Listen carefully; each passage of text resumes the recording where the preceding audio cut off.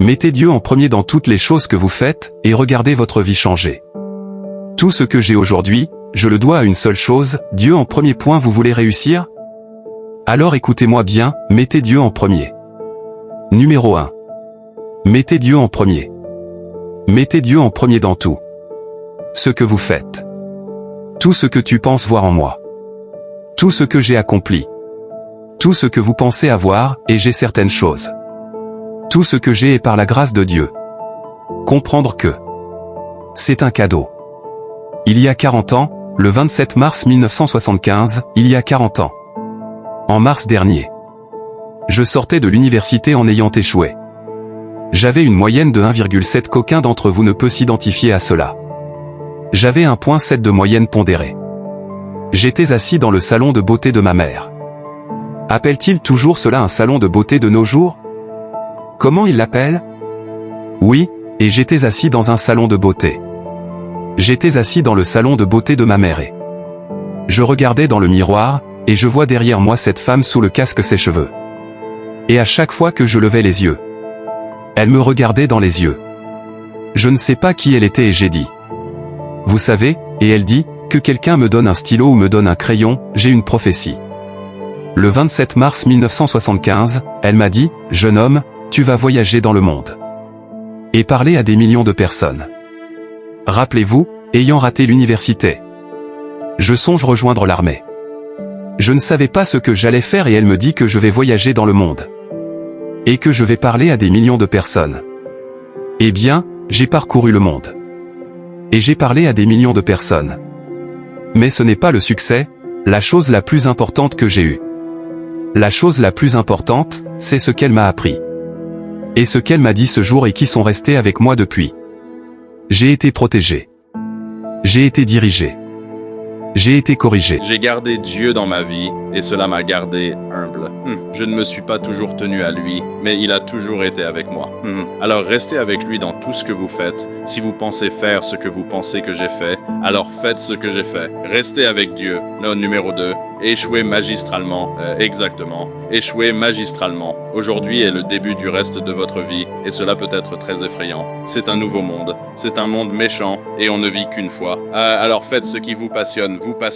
Saisissez des opportunités, professionnellement. N'ayez pas peur d'échouer. Il y a un ancien test de QI qui était de 9 points, et vous deviez dessiner 5 lignes avec le crayon en passant par ces 9 points, sans lever le crayon. La seule façon de le faire était de sortir de la boîte. Alors n'ayez pas peur de sortir de la boîte. N'ayez pas peur de penser hors de la boîte. N'ayez pas peur d'échouer magistralement, de faire de grands rêves.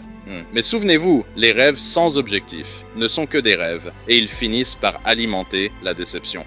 Alors, ayez des rêves, mais ayez des objectifs. Début pour votre vie, début annuel, début quotidien, début mensuel. J'essaie de me donner un but tous les jours, parfois juste pour ne pas maudire quelqu'un. Des objectifs simples, mais ayant des objectifs. Et comprenez que pour atteindre ces objectifs, vous devez avoir de la discipline et être persévérant. Pour atteindre vos objectifs, vous devez avoir de la discipline, chose que vous avez déjà faite. Et constamment, tous les jours, pas seulement le mardi ou quelques jours, vous devez y travailler. Chaque jour, vous devez planifier. Chaque jour, vous avez entendu le dicton, nous ne planifions pas d'échouer, mais nous échouons à planifier. Travailler durement fonctionne. Travailler vraiment dur, c'est ce que font les gens qui réussissent. Et dans ce monde de text-tweet dans lequel que vous avez grandi, rappelez-vous que juste parce que vous en faites beaucoup plus ne signifie pas que vous obtiendrez beaucoup plus. Rappelez-vous que c'est pas parce que vous faites beaucoup plus que vous obtiendrez forcément beaucoup plus. Ne confondez pas mouvement avec progrès. Ma mère m'a dit, tu peux courir partout tout le temps sans arriver quelque part.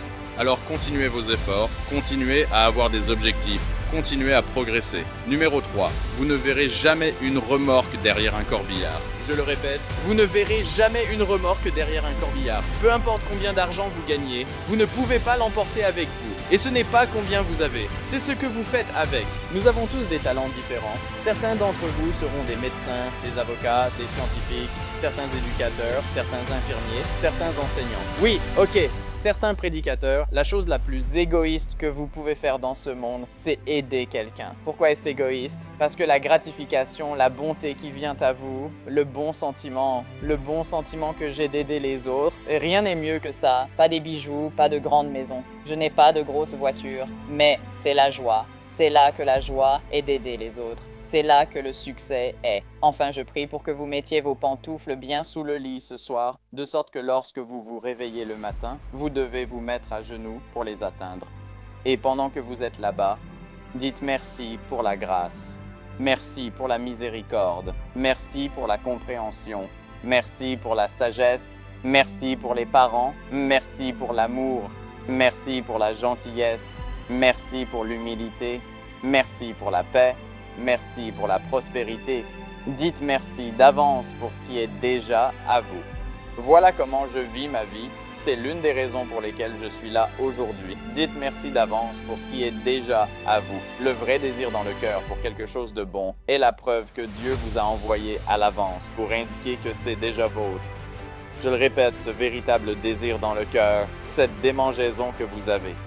Peu importe ce que vous voulez faire, cette chose que vous voulez faire pour aider les autres et pour grandir et gagner de l'argent, ce désir qui vous démange, c'est la preuve que Dieu vous donne à l'avance pour vous indiquer que c'est déjà à vous. Et tout ce que le bien que vous désirez, vous pouvez l'avoir. Alors réclamez, travaillez dur pour l'obtenir. Quand vous l'obtenez, saisissez quelqu'un d'autre et tirez-le d'affaire, que chacun en enseigne un autre. N'aspirez pas seulement à gagner votre vie, aspirez à faire la différence.